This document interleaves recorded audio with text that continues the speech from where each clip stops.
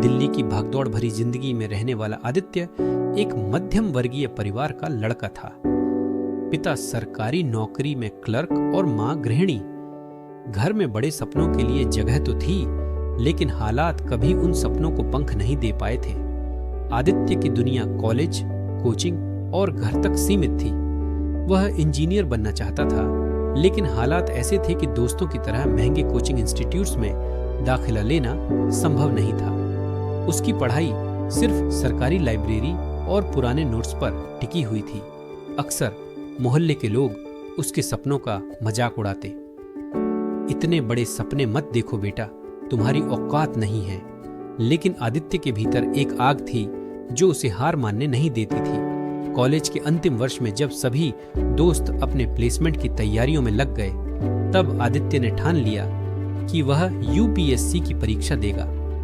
यह उसका सपना नहीं, जुनून बन चुका था। लेकिन यह रास्ता आसान नहीं था। दिन में घर के छोटे मोटे काम और रात में ट्यूशन पढ़ाकर पैसे कमाना, फिर आधी रात तक पढ़ाई करना। नींद और थकान उसके दुश्मन थे, लेकिन इरादे उसके दोस्त। कभी कभी हताशा उस पर भारी पड़ती। वह सोचता, क्या मैं सच में कर पाऊंगा? मेरे जैसे हजारों लोग कोशिश करते हैं, लेकिन कितनों की मंजिल बनती है।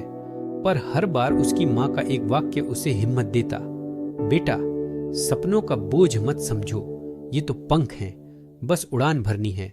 लाइब्रेरी में आदित्य की मुलाकात सतीश सर से हुई, जो खुद 2 बार यूपीएससी में असफल रहे थे, लेकिन अब छात्रों को गाइड करते थे। उन्होंने कहा, आदित्य, पढ़ाई का असली मंत्र किताबें नहीं, अनुशासन है। अगर इरादे मजबूत रखोगे तो मंजिल खुद चलकर तुम्हारे पास आएगी। यह वाक्य आदित्य के दिल में बैठ गया। आदित्य ने अपनी दिनचर्या बदल दी। सुबह 4 बजे उठना, टाइम टेबल बनाना, सोशल मीडिया से दूरी और रोजाना आत्ममंथन। अब उसके दोस्त पार्टियों और फिल्मों में व्यस्त रहते, लेकिन आदित्य सिर्फ अपने सपनों की दुनिया में डूबा रहता था। रास्ता आसान नहीं था। कई बार बिजली कट जाने पर उसे मोमबत्ती की रोशनी में पढ़ना पड़ता। कई बार पैसे न होने पर पुरानी किताबें ही बार बार पढ़नी पड़ती।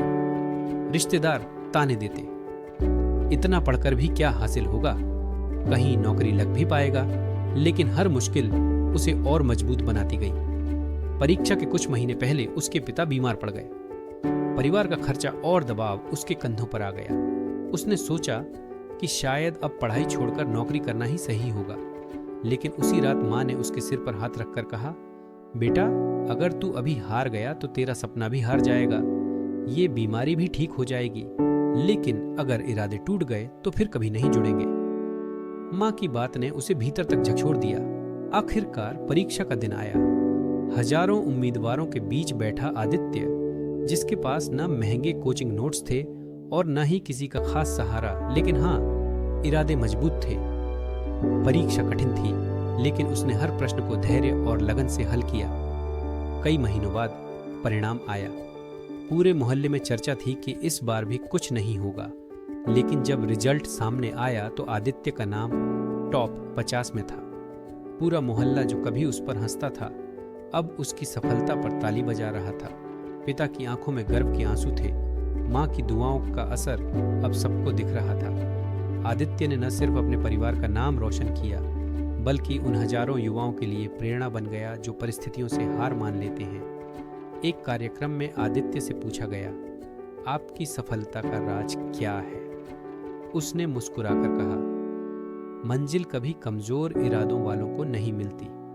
अगर आपके इरादे मजबूत हैं तो चाहे कितनी भी मुश्किलें आएं, मंजिल खुद चलकर आपको गले लगा लेगी।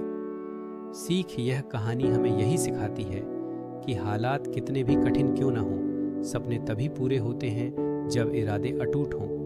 मंजिल उन्हीं को मिलती है जिनके इरादे मजबूत हों।